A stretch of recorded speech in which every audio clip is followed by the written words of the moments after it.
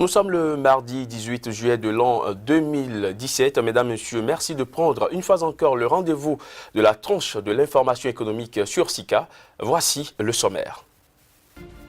Le Gabon a vu sa note de crédit attribuée aux dettes à long terme et celle aux dettes de premier rang non garanties abaissée par Moody's. Cette note passe désormais de B1 à B3 avec une perspective négative.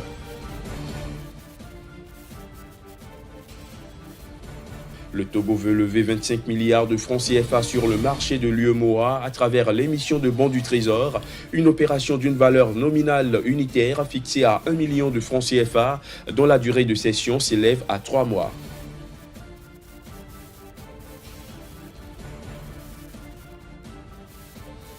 En Égypte, le gouvernement va mettre un terme à la subvention de la farine de blé utilisée pour la fabrication du pain dans le cadre du système de carte de rationnement alimentaire. Les détails dans cette édition.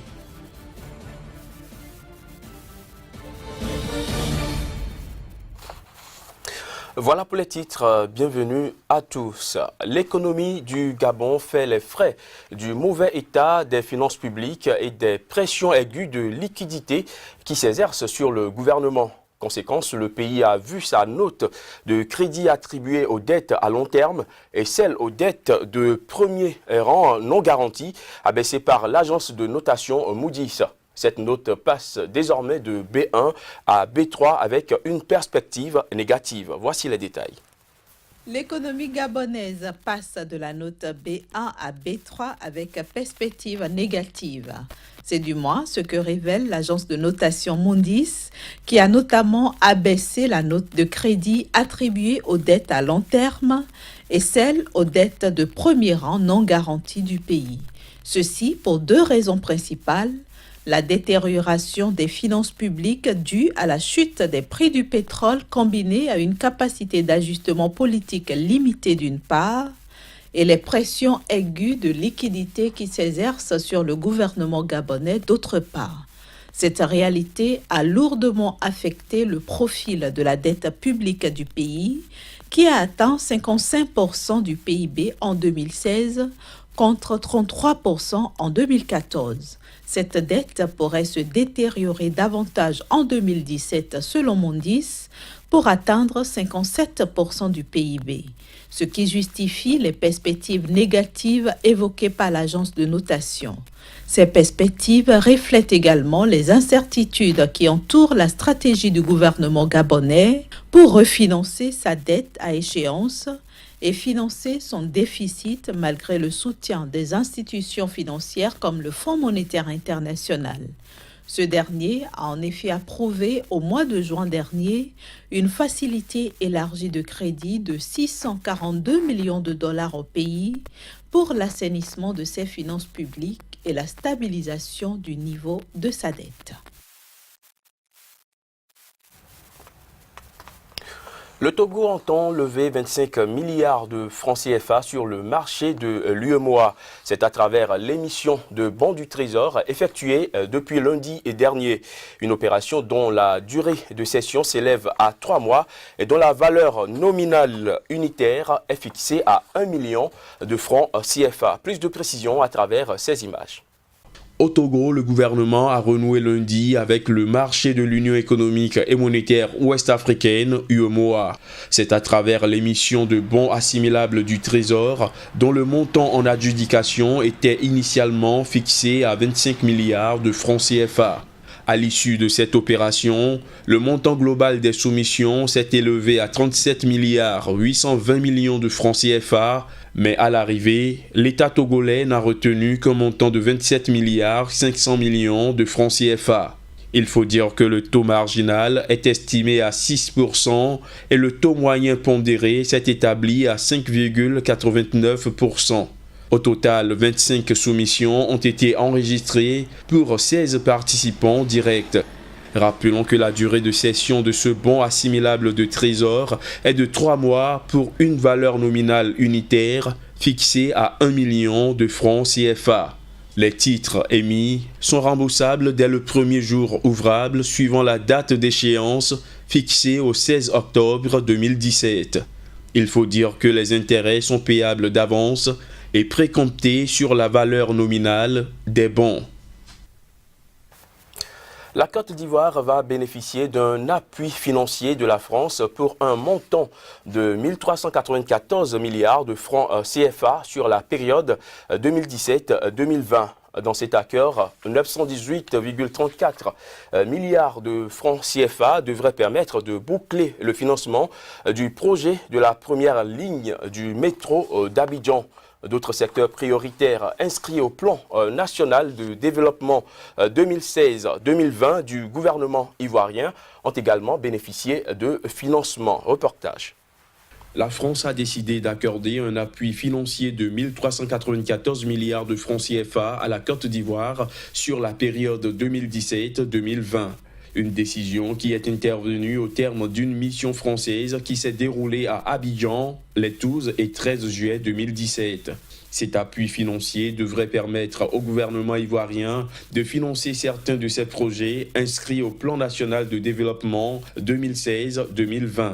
Sur les 1 394 milliards de francs CFA accordés à la Côte d'Ivoire, près de 918,34 milliards de francs CFA devraient permettre de boucler le financement de la ligne 1 du métro d'Abidjan, ce qui permettra d'envisager le démarrage des travaux de cette ligne de métro déjà plusieurs fois reportée. Il faut dire qu'initialement estimé à environ 665 milliards de francs CFA, le coût de cette ligne du métro d'Abidjan, longue de 37,9 km, est finalement passé à 918,34 milliards de francs CFA. Par ailleurs, le reste de l'enveloppe accordée par la France, soit environ 475,5 milliards de francs CFA, sera affecté au financement de projets dans les secteurs de l'énergie, des routes, de la santé, de l'éducation, de la sécurité et de la formation. En Égypte, le gouvernement va mettre un terme à la subvention de la farine de blé utilisée pour la fabrication du pain. Cette mesure qui intervient dans le cadre d'un système de carte de rationnement alimentaire devrait permettre, entre autres, de limiter la vente illégale de la farine de blé. Voici les images. Dès le mois d'août 2017, le gouvernement égyptien cessera de subventionner la farine de blé utilisée en Égypte pour la fabrication du pain. Cette mesure, qui rentre dans le cadre du système de carte de rationnement alimentaire, vise à réduire le gaspillage et la consommation de blé par l'industrie, de quoi faire baisser de 10% les importations de blé dans le pays d'une part, et de limiter la vente illégale de la farine de blé subventionnée par certains boulangers d'autre part. La nouvelle restriction devrait permettre aux autorités égyptiennes d'économiser 8 milliards de livres, soit 443 millions de dollars, sur la somme destinée au système de carte de rationnement alimentaire en 2017-2018. Elle intervient dans un contexte où l'Égypte a importé au 30 juin dernier 5,58 millions de tonnes de blé contre 4,4 millions de tonnes en 2016. Selon certains observateurs, la mesure pourrait conduire à des protestations similaires à celles de mars dernier, liées à la décision du gouvernement égyptien de réduire de 2/3 la quantité de pain subventionné en dépit de l'inflation galopante qui règne dans le pays. L'économie camerounaise, moteur de la communauté économique et monétaire des États de l'Afrique centrale, CEMAC, a enregistré une croissance de 7,5% en 2015, tirée principalement par le secteur secondaire. Il faut dire que c'est une performance qui a été freinée en 2016 par la conjoncture internationale et régionale. Mais qu'en est-il des estimations et des prévisions pour 2017 ? Élément de réponse juste après ceci.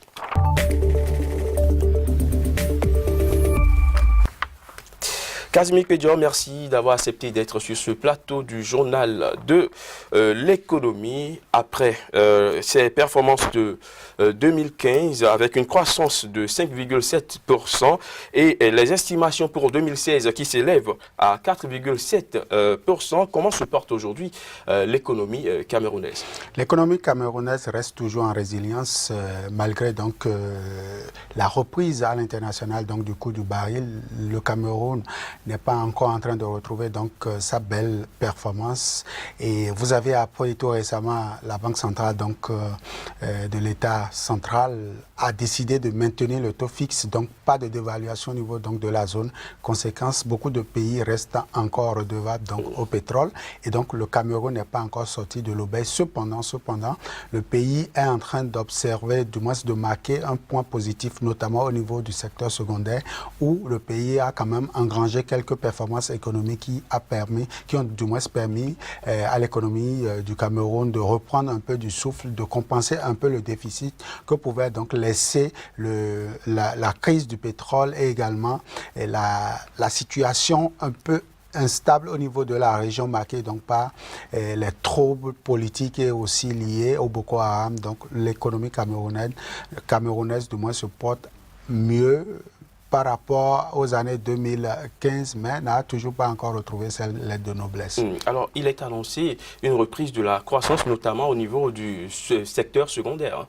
Bien sûr, Crépillon nous annonce une croissance de l'ordre de 9,2% au niveau donc du secteur secondaire, ce qui permettra à l'économie camerounaise de mieux se porter. Il faut déjà dire qu'au Cameroun, les temps actuellement sont beaucoup plus orientés vers l'industrialisation donc de l'agriculture.